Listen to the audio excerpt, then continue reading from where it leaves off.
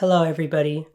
So, for those of you who don't know, I grew up in the San Francisco Bay Area, specifically a city in the East Bay called Fremont. To this day, my favorite thing about Fremont is the amount of nearby hiking locations and scenic back roads that surround the town. One road in particular is the subject of local legend. This road is known as the Niles Canyon Road, which stretches eastward from the Niles neighborhood of Fremont towards the nearby town of Sonoma, California.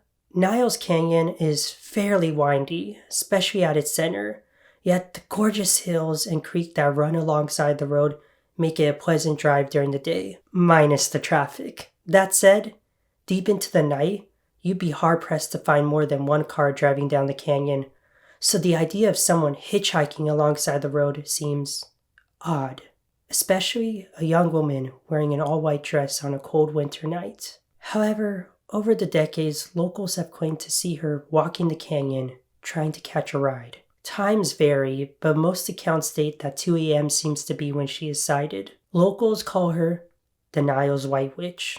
Those who dare to stop and pick her up say that she directs them to an address in San Francisco. Yet, when they reach the bridge to enter the city, she suddenly vanishes. If the driver does continue on to the address she gave them, they are told by the residents that the woman they picked up was killed decades prior in an accident on the canyon. Now, this story is one of many vanishing hitchhiker legends that can be found throughout the United States. Chicago's Resurrection Mary, which I may do a future video on, being one of the most famous. The vanishing hitchhiker of Niles rose to popularity in 1947 when Bay Area radio personnel Mel Vedner aired a program where he went into full detail about the story. According to legend, a young woman by the name of Lucinda Lowry was on her way to or from a wedding when she fell off her carriage and was hit by a vehicle. Other variations state that Lucinda was actually on her way to prom and was trying to flag down a car for help when she was struck.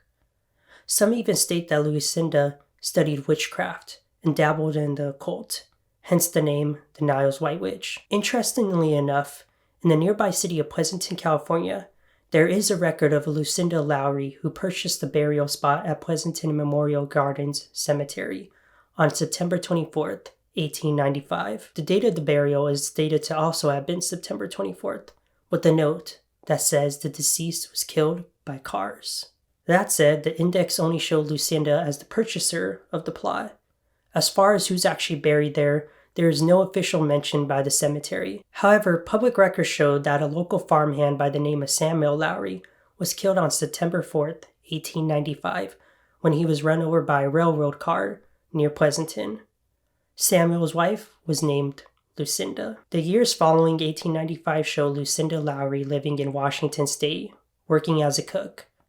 Records state that she passed away at the age of 57 on July 11th, 1924. So, if Lucinda isn't the spirit on Niles Canyon Road, who is? Well, it turns out that the Niles Canyon has had its fair share of tragedies, from workers falling to their deaths, being electrocuted by power lines, and people drowning in the river. In addition, the area has been rumored as the meeting grounds for cults, sacrifices, hate groups, and gang activity, especially around a section of the canyon known as the Secret Sidewalk. The Niles Secret Sidewalk is essentially the reminiscence of an old aqueduct and railroad tunnel that attracts local teens and urban explorers. However, I must warn any of you listening to this that are interested in exploring the Secret Sidewalk, it is private property. Plus, at the time of recording this video, the aqueduct is in the planning stages of being demolished. As far as the railroad tunnel, spirits have been rumored to be haunting there as well, including the White Witch. Two more very quick cases that point to her possible identity are of an unidentified Native American woman who was hit by a train near the canyon in May of 1900. The second is of a woman named Julia McQuaid, who died in 1905 while camping in the canyon. Her death is noted to have been the result of heart disease. She was 28 years old. With all that said, have you ever been to the Niles Canyon? If so, have you ever seen the White Witch? Let me know in the comments section below. As always, thank you so much for watching this video. If you like it, please hit that like button, share it, and subscribe to my channel for more. And as always, I hope you have an awesome day. So there is a bonus story about the Niles White Witch that didn't make it into the script, but I still want to share it. So In 1950, a local teen decided to pull a prank by dressing up in a white sheet and walking the railroad trestle beside the road. When officers arrived at the scene, they were met by a small crowd of panicked onlookers. One of the policemen fired a warning shot, scaring the prankster enough that he dropped the sheet and came down the trestle. However, this event did help further local interest in the urban legend.